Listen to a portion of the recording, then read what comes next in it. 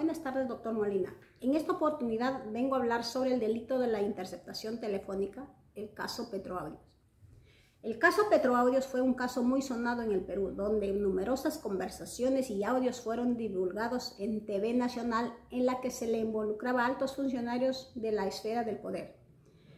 En estos audios se escuchaba a un alto ejecutivo de Petroperú y a un ministro del Estado discutiendo sobre pagos para ayudar a una empresa noruega a ganar con los contratos. Pero estas conversaciones fueron interceptadas ilícitamente mediante la fachada de la empresa Business Track, sociedad anónima, la cual se dedicaba a prácticas ilegales de interceptación telefónica. La interceptación telefónica es el monitoreo de una conversación telefónica por parte de una tercera persona, la cual se realiza usualmente de manera encubierta. Debe quedar claro que en un principio no se puede clasificar a esta práctica como ilegal. Si bien es cierto, la interceptación telefónica puede implicar una violación al derecho, a la inviolabilidad de las comunicaciones personales, también es cierto que no hay derechos absolutos y estos siempre pueden verse limitados por otros bienes. Es decir, pueden ser lícitas en la medida que se usen para garantizar la seguridad del Estado y la lucha contra los delitos, y que siempre estén regulados por la ley. No obstante, el Código Penal en su artículo 162 señala: el que indebidamente interfiere o escucha una conversación telefónica o similar será reprimido con pena privativa de libertad no menor de 1 ni mayor de 3 años. Entonces, en el caso Petroaudios, ¿ante qué delito estamos? ¿Ante qué tipo penal? Estamos ante el delito de interceptación telefónica y el tipo penal es la tutela del secreto de las comunicaciones privadas, donde se debe tutelar el bien jurídico de la privacidad individual y la intimidad personal. Respecto a la segunda pregunta, ¿es posible la aplicación de la teoría del fruto del árbol envenenado? ¿Quién y quiénes podrían aplicarlo? La prueba ilícita postulada por la teoría del fruto del árbol envenenado indica que si un árbol se envenena, todos sus frutos estarán también contaminados. Esta teoría se refiere a medios probatorios ilegales. Por eso, el Código Procesal Penal dice que son pruebas ilícitas las obtenidas directa o indirectamente con violación del contenido esencial de los derechos fundamentales de la persona.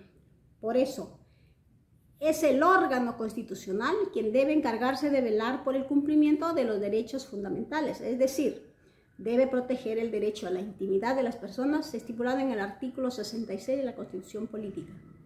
El dar a conocer públicamente detalles de la vida privada de otra persona, registros, allanamiento, interceptación de llamadas telefónicas está prohibido en su totalidad en la dogmática procesal penal. Para que la información obtenida por este medio pueda considerarse prueba válida para un proceso de recolección de la información debe ser lícita.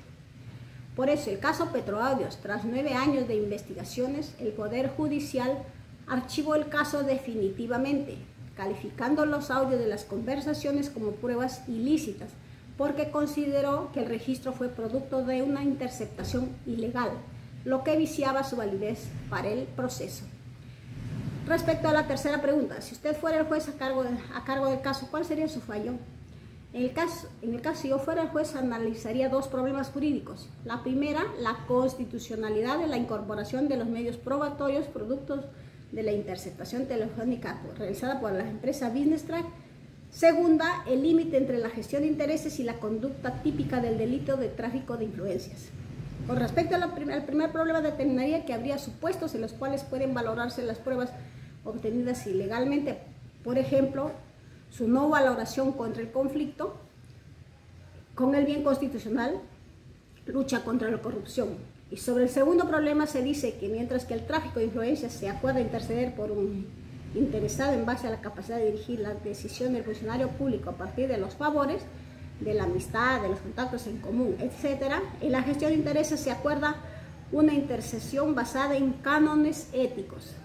Por lo tanto, se pondría en duda los límites éticos que deberían o no vulnerarse, en tanto, si bien las grabaciones fueron difundidas y obtenidas sin el consentimiento de los funcionarios públicos por la empresa Business Track, Estas también representarían un destape de la corrupción entre funcionarios del gobierno y empresas petroleras. Muchas gracias.